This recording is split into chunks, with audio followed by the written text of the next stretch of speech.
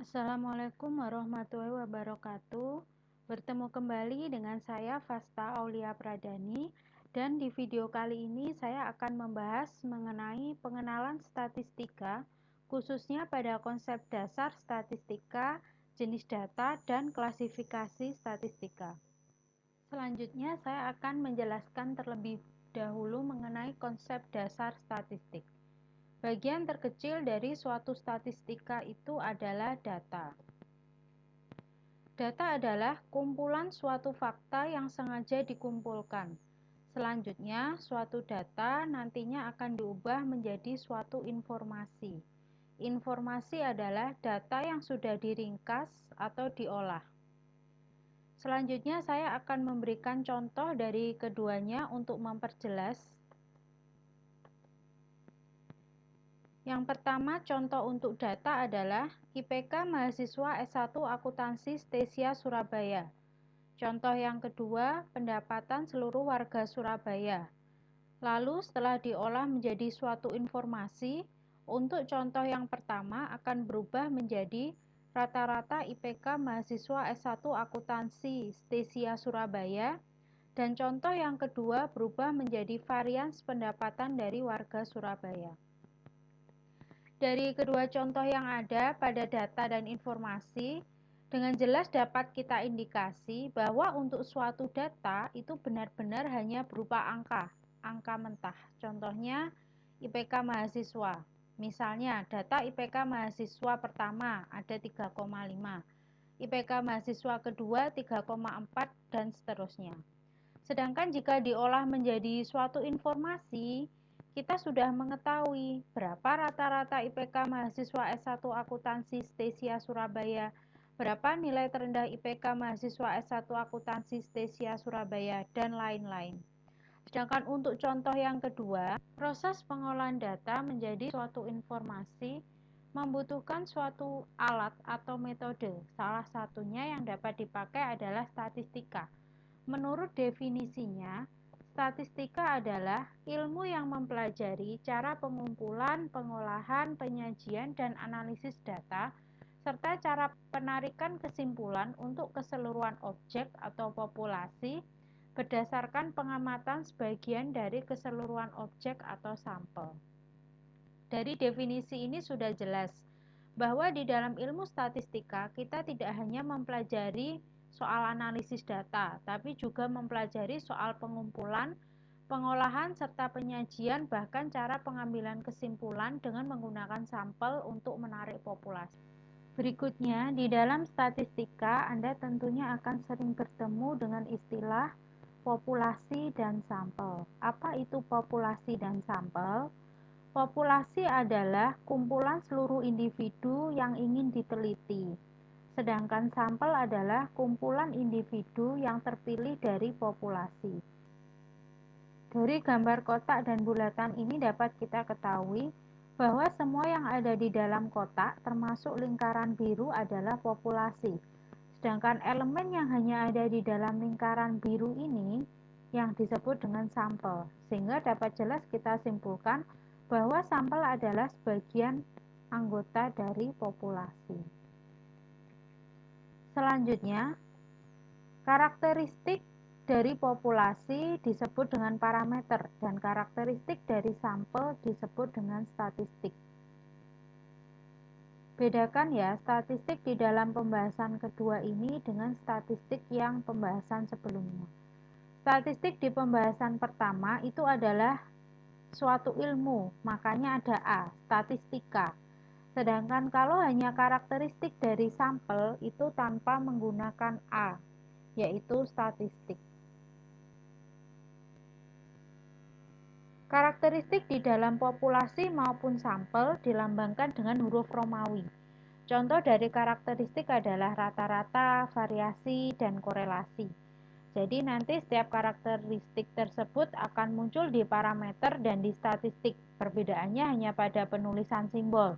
Misal untuk karakteristik rata-rata di parameter simbolnya adalah mu.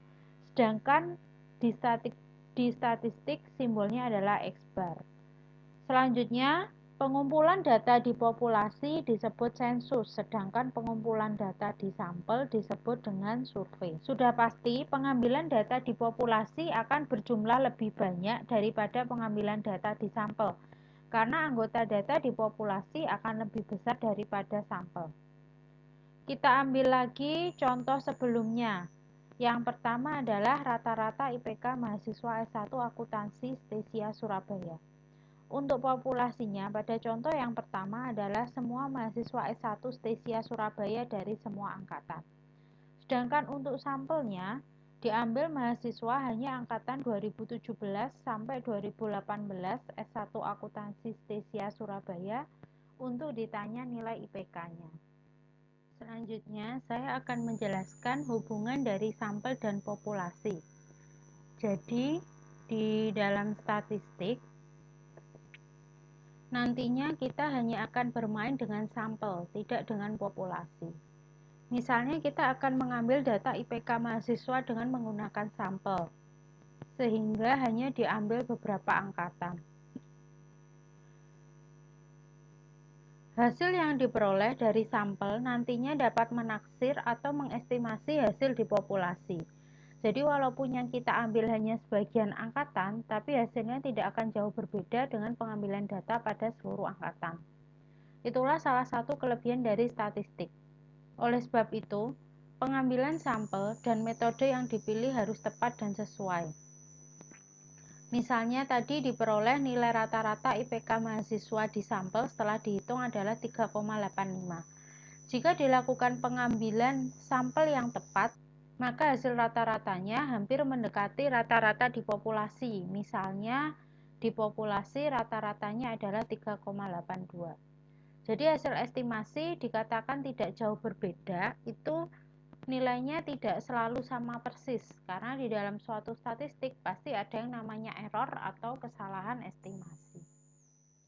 Berikutnya saya akan menjelaskan mengenai tipe-tipe data di dalam statistika. Jadi di dalam statistika data terbagi menjadi beberapa kriteria. Untuk kriteria yang pertama, berdasarkan jenis datanya, data terdiri dari data kualitatif dan data kuantitatif. Data kualitatif adalah data numerik atau sifat atau kualitas dan lain-lain. Contohnya baik buruk, cacat tidak cacat. Jadi kalau kualitatif itu bentuknya bukan angka, tapi lebih seperti sifat dan kualitas. Selanjutnya, untuk data kuantitatif adalah data yang dapat diukur dengan angka. Jadi ini adalah kebalikan dari data kualitatif. Contohnya adalah data IPK, berat badan, dan tinggi badan. Berikutnya, kriteria pengelompokan data berdasarkan jenis data terdiri dari dua, yaitu data diskrit dan kontinu.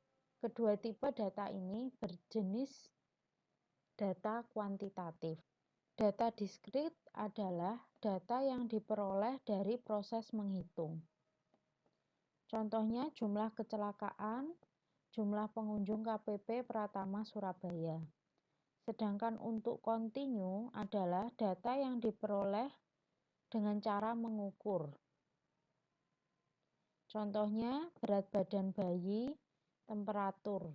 Cara mudah untuk membedakan antara data diskrit dan kontinu sebenarnya adalah data diskrit tidak akan mungkin berbentuk desimal, jadi pasti bilangannya berbentuk bulat utuh.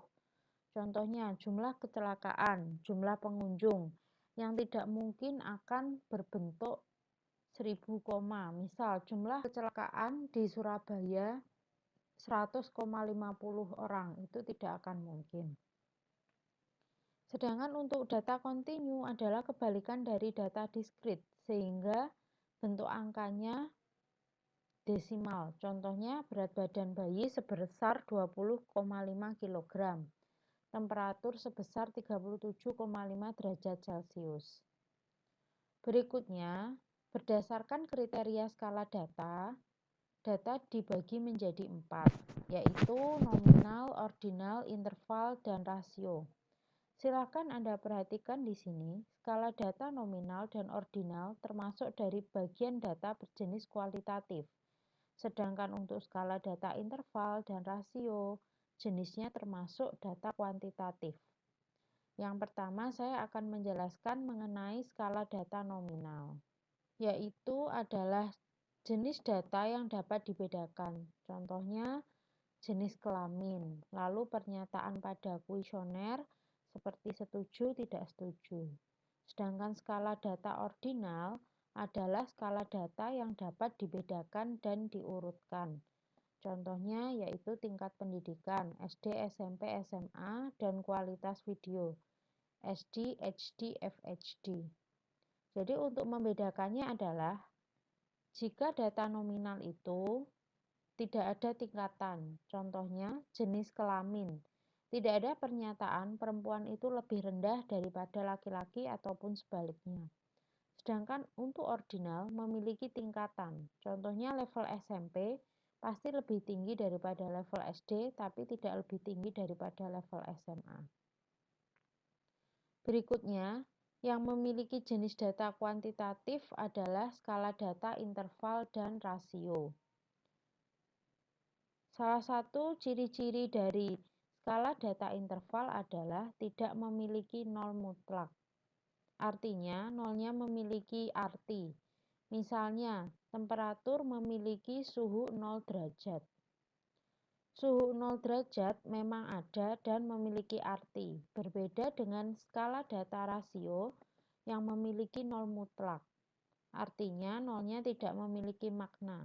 Contohnya, pendapatan seseorang 0 rupiah. Artinya, dia tidak memiliki pendapatan. Berat badan 0 kg. Mustahil seseorang memiliki berat badan 0 kg. Jadi untuk ringkasan mengenai perbedaan dari 4 skala data sudah disajikan dalam bentuk tabel ini ya. Misalnya, untuk skala data nominal yang tidak memiliki nol mutlak, lalu tidak memiliki interval, serta tidak ada urutan, yang ada hanya perbedaan atau kategori. Dan seterusnya, untuk rasio, untuk skala data rasio yang memiliki nol mutlak, terdapat interval dan urutan, serta perbedaan. Lalu mengapa kita harus mengetahui jenis-jenis dari data? Ada beberapa alasan.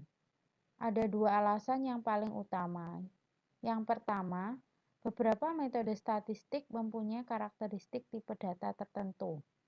Jadi tidak semua metode dapat dikerjakan dengan semua jenis data. Alasan yang kedua, untuk memilih metode pendeskripsian data tertentu. Pendeskripsian suatu data dapat dilakukan melalui beberapa diagram.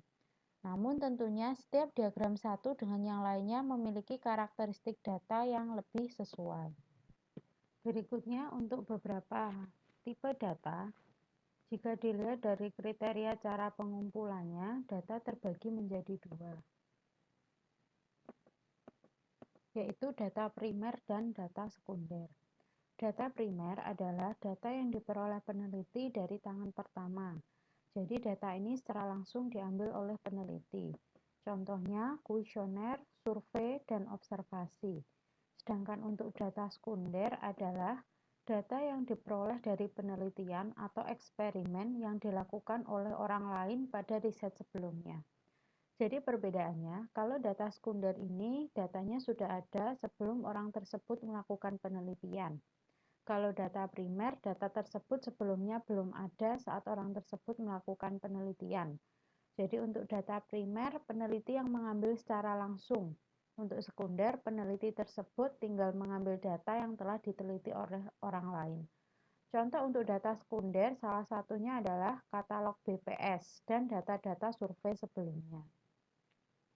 Sedangkan jika ditinjau dari kriteria pengumpulan data, data dibedakan menjadi 3, yaitu data time series, data cross-section, dan data panel. Data time series yaitu data yang diambil melalui selang waktu tertentu.